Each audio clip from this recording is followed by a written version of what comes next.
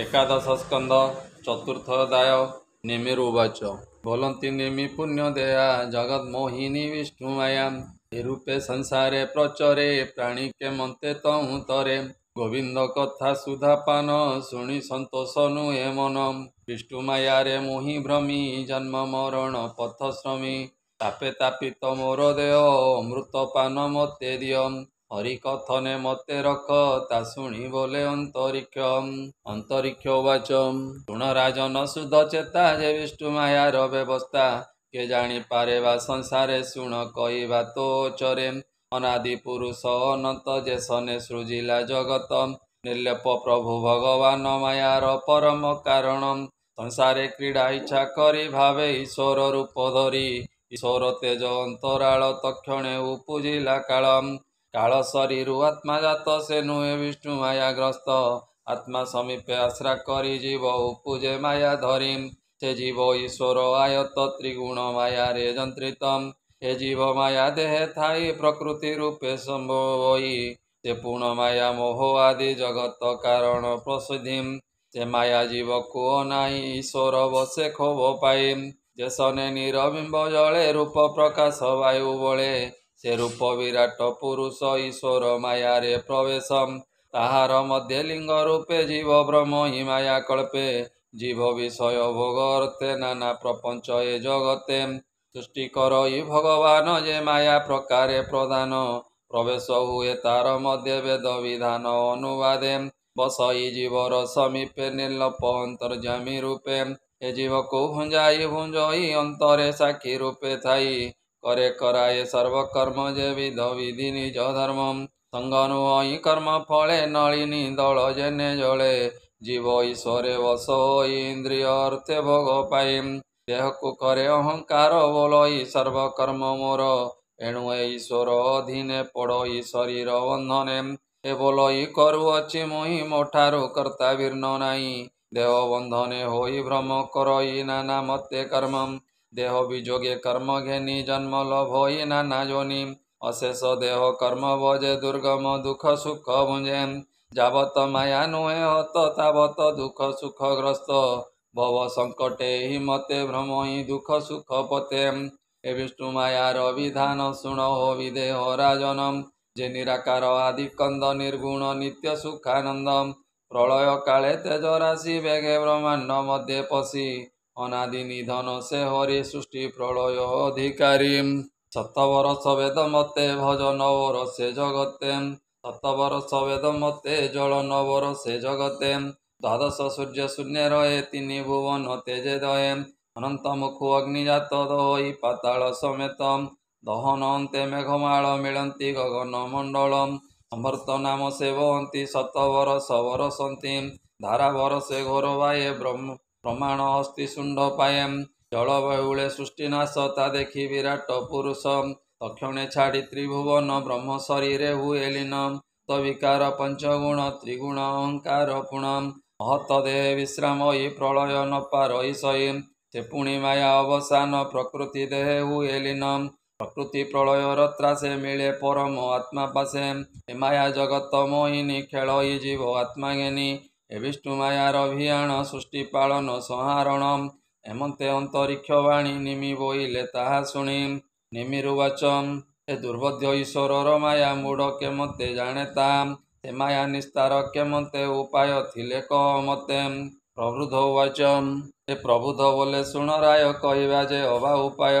दुख विनाशी सुख पाई भुंजे अखंड तनु भई एमते थाई गृहवासे कर्म कर फल आसे कामिनी संगे लभे भाव केवल दुख मात्र लाभ मरण पथ हेतु धन तार अर्जने नित्य मन अनेक दुखेता संचयी निशी दिवसे मन देई निरते हृदय निर्दय एणुटी धन दुःखमय दुखे संचित जेते धन से नुहे सुखे प्रयोजन सुत तनय दारा दास ए सर्व विजुली प्रकाश यहाँ स्नेह बंदी होई पोषई दुख भार बई पुणी जाति कर्म पते शोक संताप देई चिपे यहाँ संगे लाभ ए भाव मूढ़ न जाणई उभय कूल करे नाश यही कारणे गृहवास गृही स्वभावे पुण्य करी स्वर्गे बसंती देह धरी भुजंती निज कर्म फल से पुणी नुहंती निश्चल क्रम से भोग क्षीण होई कर्म सरिले भोग काई ପୁଣି ପଡ଼ନ୍ତି ଘୋର ତମେ ଗତ ଆଗତ ପଥ ଶ୍ରମେ। ଏକଥା ବୁଝି ଗୁରୁ ପାଦେ ଆଶ୍ରା କରିବ ଅପ୍ରମାଦେ। ତମ ଗୁରୁ ଆଶ୍ରା କରି ଗୁରୁ ବଚନ ଶିରେ ଧରି। ଯେ ଗୁରୁ ଜାଣେ ବେଦ ତତ୍ତ୍ୱ ନିର୍ଗୁଣ ଆତ୍ମଜ୍ଞାନେ ରତ। ସମଦରସି ନିଷ୍ଠା ପର ତପ କଷଣ ଶହେ ଧୀର।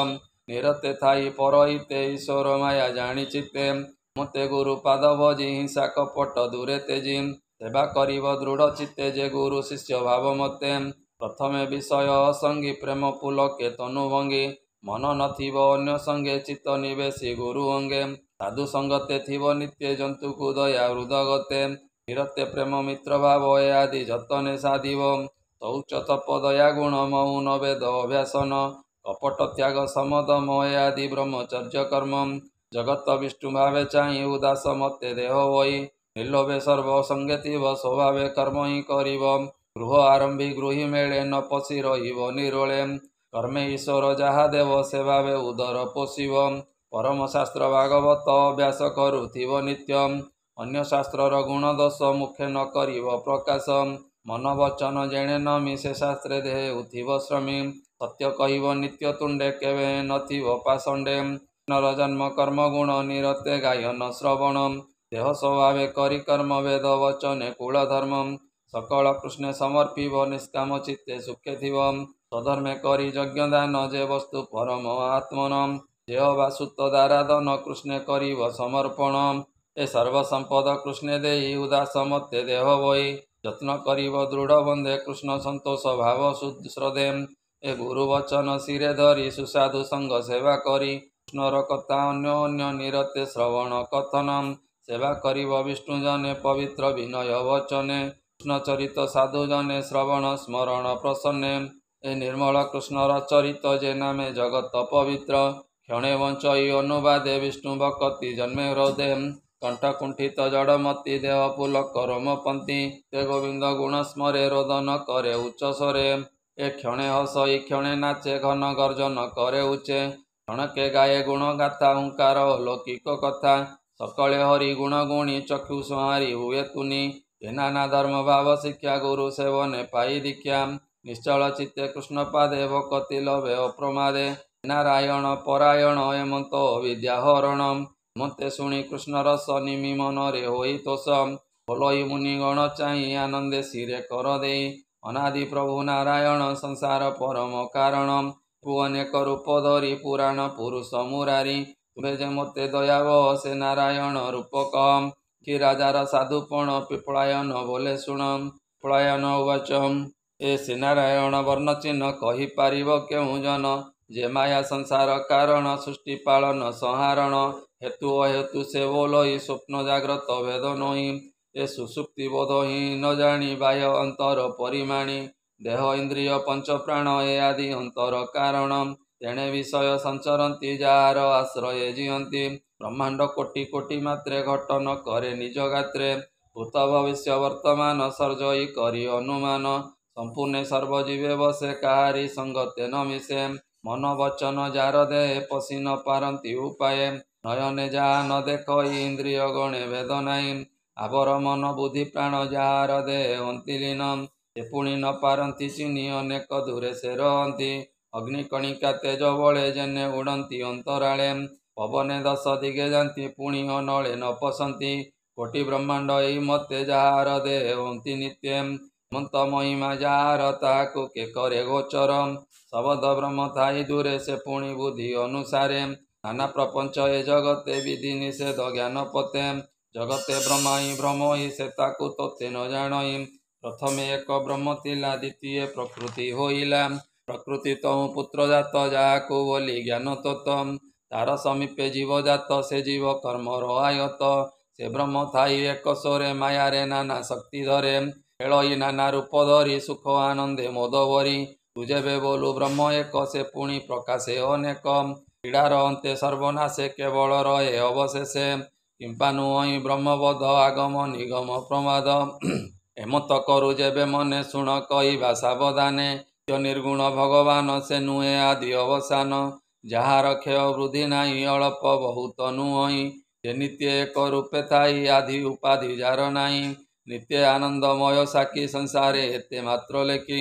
ମନର କଳ୍ପନା ଜଗତ ଯେ ରୂପେ ଦେଖି ନାନା ମତ ପତଙ୍ଗ ତରୁ ତୃଣେ ବସଇ ଶରୀର ପ୍ରମାଣେ ସମେ ବସଇ ସର୍ବଦେ ସ୍ଥୂଳ ନୟନେ ଭେଦ ନୁହେଁ ଏ ରୂପେ ବ୍ରହ୍ମ ପରିମାଣୀ ଯାହା ନୟନେ ଦେଖି ପୁଣି ମନେ ଗୋଚର କରୁ ଯେତେ ସତ୍ୟ ନୁହନ୍ତି ଏ ସମସ୍ତେ ଏ ନାରାୟଣ ପଦ୍ମପାଦ ହରଇ ବିଷୟ ବିଷାଦ ଏ ପାଦ ଯାକୁ ଦୟା କରେ ଭକ୍ତି ଜନ୍ମ ତା ହୃଦୟରେ ଏ ଘୋର କଳ୍ମଷ ଦେହୁ ନାଶେ ନିର୍ମଳ ହୃଦୟ ପ୍ରକାଶେ ଦର୍ପଣେ ପ୍ରତିବିମ୍ବ ଯେନେ ବ୍ରହ୍ମ ପ୍ରକାଶେ ତାର ମନେ ହେମନ୍ତ ରୂପ ଭଗବାନ ତୁ ଏବେ ସୁଧ ମନେ ଶୁଣ ଏକଥା ସାଧୁ ମୁଖୁ ଶୁଣି ରାଜା ଯେ ମନେ ପରିମାଣୀ ନିମି ଯେ ଶୋକ ଗଦ ଗଦେ ଆନନ୍ଦେ ନମି ମୁନି ପାଦେ ନିମିରୁ ବାଚ ଏ ବୋଲଇ ଶିରେ ଦେଇ କର କୋମଳ ବଚନ ଗଭୀର ବହୁମୁନି କହ କର୍ମ ଯୋଗ ଯେଣେ ଖଣ୍ଡଇ ଭବ ରୋଗ ଯେ କର୍ମେ ସର୍ବ ରୋଗ ନାଶେ ପରମ ବ୍ରହ୍ମ ପରକାଶେ ଜୀବ ନିସ୍ତାରେ ଯାହା କରି ଅନ୍ତେ ଲୋଭଇ ନର ହରି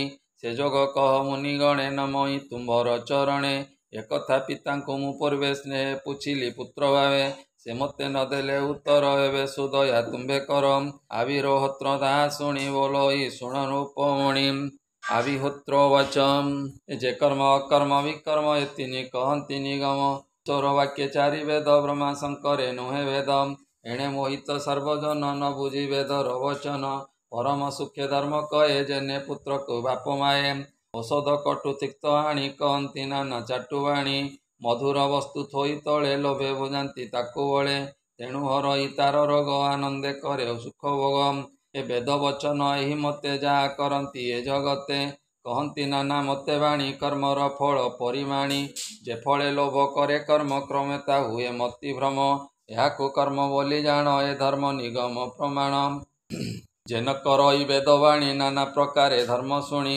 କରନ୍ତି ମୂର୍ଖ ବାକ୍ୟ ରତି ସେ ନର ନରକେ ପଡ଼ନ୍ତି ଏହା ଅକର୍ମ ବୋଲି ଜାଣି ବିକର୍ମ ଶୁଣ ରୂପମଣି ବେଦ କରନ୍ତି ବେଦ ପତେ ପାଷାଣ୍ଡ ଗୁରୁ ବାକ୍ୟ ମତେ ନିନ୍ଦନ୍ତି ବେଦ ବାକ୍ୟ ନିତ୍ୟ ପାଷାଣ୍ଡବାଦ ଅନୁମତେ ଉଭୟ ଲୋକ ତାର ନାହିଁ ନିରାଶେ ଥାନ୍ତି ଦୁଃଖ ସହି ଯେ କର୍ମ ମତ ଏ ବିଚାର ଏବେ ଓ ଶୁଣ ନୃପବର ଯେ କର୍ମ କରେ ବେଦ ମତେ ଆନନ୍ଦେ ଧରି ଚିତେ କର୍ମେ ସମ୍ପାଦି କର୍ମ ଫଳ ଯେ ଭାବେ ହୃଦୟ ନିର୍ମଳ ସେ ଫଳ କୃଷ୍ଣ ପାଦେ ଦେଇ ଚିତ୍ତେ ଯେ ଭକ୍ତି ଭାବ ବହି ତାହାଙ୍କୁ ବୋଲି ମହାମତି ଦୁର୍ଲଭ ମୁକ୍ତି ସେ ଲଭନ୍ତି ହେମନ୍ତେ ଈଶ୍ୱରର ବାଣୀ ବ୍ରହ୍ମା ବଚନେ ପରିମାଣୀ ବେଦ ଧରନ୍ତି ଶ୍ରୁତି ଫଳ ଏ ଆଦି ଧର୍ମ ବୃକ୍ଷ ମୂଳ ଏଣୁ ଏ ବେଦ ମାର୍ଗେ ତରି ଏକାନ୍ତେ ବିଷ୍ଣୁ ଆଶ୍ରୟ କରି ଗୁରୁ ବଚନ ପରମାଣେ ବିଷ୍ଣୁ ଭକତି ତୀକ୍ଷ୍ଣ ବାଣେ ଏଣୁ ଏ ମାୟା ଜାଲ ଛେଦି ବିଚିତୁ ସଂଶୟ ଗ୍ରନ୍ଥି ବେଦୀ ନିର୍ଭୟ ସଂସାରେ ଭ୍ରମନ୍ତି ସେ ବିଷ୍ଣୁ ମାୟାରୁ ତରନ୍ତି ଏବେ ଓ ଶୁଣ ନରନାଥ ଭକ୍ତି ଲକ୍ଷଣ ପରମାର୍ଥ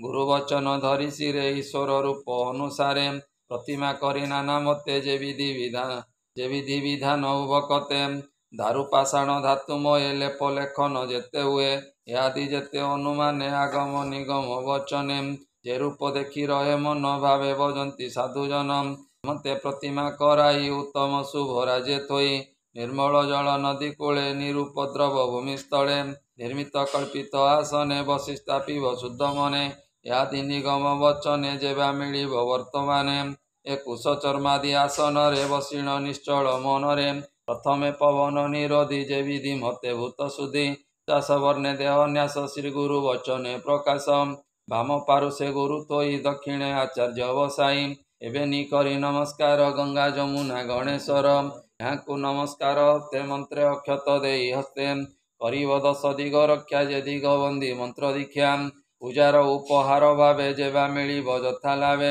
ପ୍ରଥମେ ଜଳ ଅର୍ଘ୍ୟ କରି ସଂଖ୍ୟ ଅକ୍ଷତ ପୁଷ୍ପ ଭରି ଅର୍ଘ୍ୟ ମେଦିନୀ ଦ୍ରବ୍ୟମାନ ଯେ ଜଳେ କରିବ ପ୍ରୋକ୍ଷଣ ଏ ଆଧାର ଆଦି ଶକ୍ତି ଧ୍ୟାନେ ପୂଜିବ ନିଶ୍ଚଳ ଆସନେ ହୃଦୟ ପଦ୍ମ ଅଧିଷ୍ଠାନେ ପୁଷ୍ପେ ପୂଜିବ ମନ୍ତ୍ର ଧ୍ୟାନେ ଧର୍ମାଦି ଚତୁର ଚରଣେ ପାର୍ଶ୍ୱ ଆଚାର୍ଯ୍ୟ ପରମାଣେ ମଧ୍ୟ କମଳ ଦଳ ଯେତେ କର୍ଣ୍ଣିକା କେଶର ସହିତେ ଏ ସୁମନ୍ତ୍ରେ ରବି ସୋମନଳ ପୂଜିବ ତୃତୀୟ ମଣ୍ଡଳ ସତ୍ୟାଦି ଗୁଣେ ନ୍ୟାସ କରି ମଧ୍ୟ ପୂଜିବ ଆତ୍ମାଚାରୀ ଚତୁର ତତ୍ତ୍ୱ ଶକ୍ତି ନବ ପୂର୍ବାଦି ଧ୍ୟାନେ ତା ପୂଜିବ କେଶର ମୂଳେ ମନ୍ତ୍ର ସ୍ମରି ଧ୍ୟାନେ ପୂଜିବ ମନ୍ତ୍ର ଧରି ପ୍ରତିମା ଦେ ନିଜ ଅଙ୍ଗେ ନ୍ୟାସ କରିବ ମନ୍ତ୍ର ଭାଗେ ହୃଦୟରେ ମନ୍ତ୍ର ନ୍ୟାସ କରି ଧ୍ୟାନେ ପୂଜିବ ନର ହରି ଅର୍ଘ୍ୟ ଚନ୍ଦନ ପୁଷ୍ପ ସୁଧି ଆସନ ଆଗମନ ବିଧି ଧୂପ ଦୀପାଦି ବିଧିମାନ ଭୋଜନ ଦ୍ରବ୍ୟ ସମର୍ପଣ ଅଙ୍ଗ ଉପାଙ୍ଗ ଆଦି ଯେତେ ପୂଜିବ ପାରିଷଦ ମତେ वस्त्रभूषण आदि जेते मंत्रे पूजिब शुद्ध चित्ते मते पूजी नर हरि प्रणाम दंडवत करी कृष्णकु नमी पुण पचे ईश्वरे नमिव प्रत्यक्ष